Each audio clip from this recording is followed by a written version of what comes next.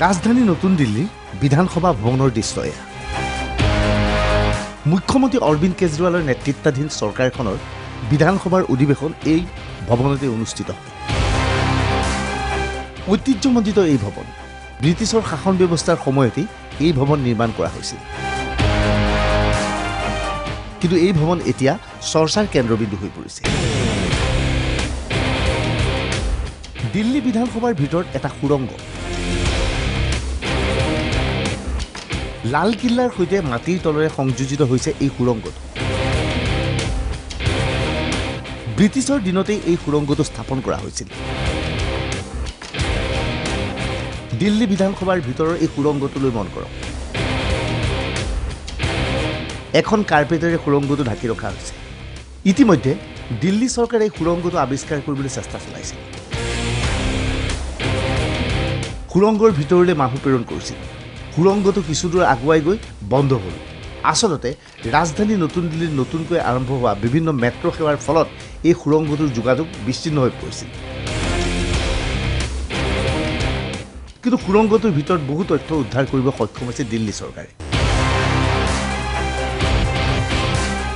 সুৰংগটোৰ ভিতৰত স্বাধীনতা সংগ্ৰামীসকলক ফাঁচি দিয়াৰ বিশেষ কোঠা আছে। এইবাৰ এই স্বাধীনতা সংগ্ৰামীসকলক মন কৰক। ব্ৰিটিছৰ শাসন ব্যৱস্থাৰ সময়ত এই স্বাধীনতা সংগ্ৰামীয়ে ব্ৰিটিছৰ শাসন ব্যৱস্থাৰ বিৰুদ্ধে যুদ্ধ কৰিছিল।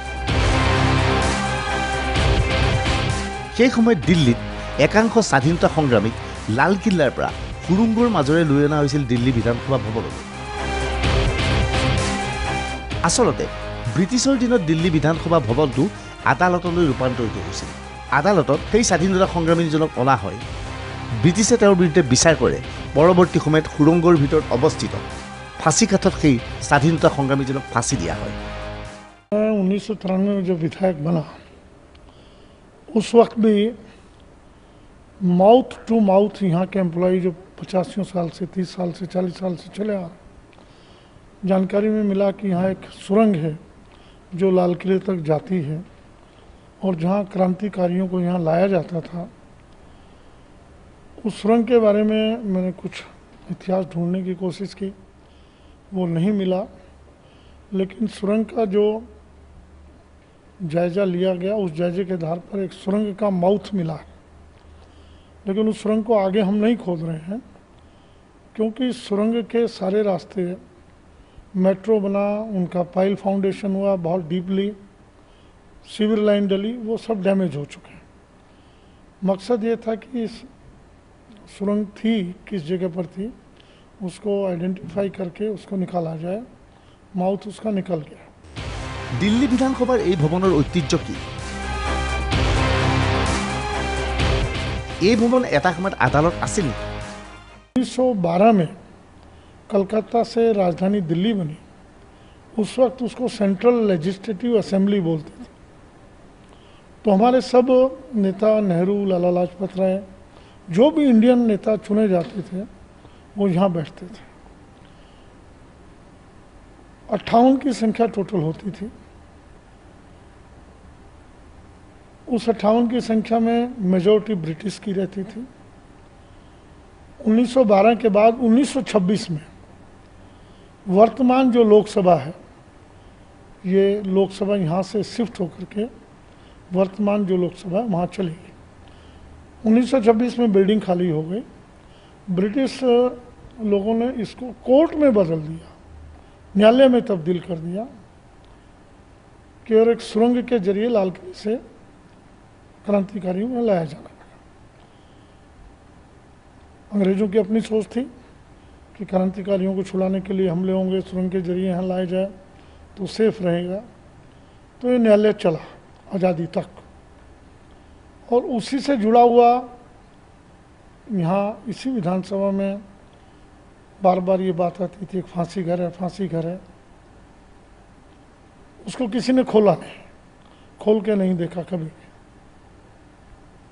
और उस फांसी घर को मैंने कहा भाई खोल के देखते हैं, आज़ादी का 75वां वर्ष है।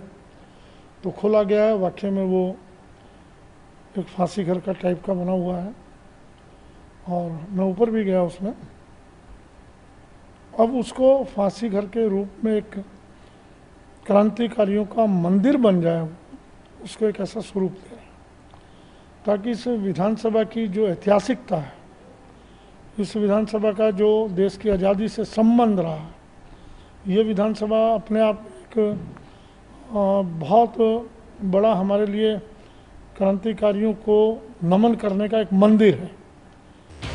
দিল্লী চৰকাৰে সিদ্ধান্ত লৈছে এই সুৰংগটো এটা নতুন ৰূপত সজাই যি স্থানত স্বাধীনতা সংগ্ৰামীক ফাঁচি দিয়া হৈছিল তাক নতুন ৰূপত সজোৱা হ'ব। প্ৰতি শনিবাৰে পৰ্যটকে দিল্লী বিধানসভাৰ ভৱনলৈ আহি এই ঐতিহ্য ক্ষেত্ৰ চাব পাৰিব। कि जो टूरिस्ट इंडिया आता है, 7 दिन नहीं तो शनिवार इंडिया का टूरिस्ट जो दिल्ली आता है, बाहर का टूरिस्ट जो इंडिया आता है, शनिवार इतवार 2 दिन टूरिज्म डिपार्टमेंट को इस विधानसभा में लोगों को लाने की और इजाज़त दी जाए। এতিয়া দিল্লী চৰকাৰে পূৰ্ণদমে কাম কৰি আছে সুৰংগটো নতুনকৈ সজাবলৈ। আশা কৰা হৈছে শীঘ্ৰে সুৰংগটো সকলো শ্ৰেণীৰ দৰ্শকৰ বাবে চাব পৰা হ'ব। Bureau' report DY365।